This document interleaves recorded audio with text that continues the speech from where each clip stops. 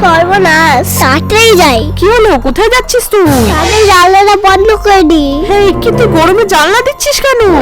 শুয়ে যাও, এই টাওয়ালটা খেয়ে দরজার নিচে আরে রাখি। চুপ করে আছিস কেন, বলবি তো কিছু। হ্যাঁ, টাওয়ালটা এখানে দিয়ে দিলি কেন?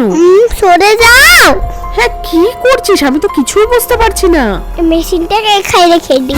কি করছে বলতো মেয়েটা? না ওটা ধরো। হ্যাঁ, এটা কি হবে? আমার জামাগুলো দেখি তো। হ্যাঁ, কি আমার সব জামাগুলো কোথায় গেল?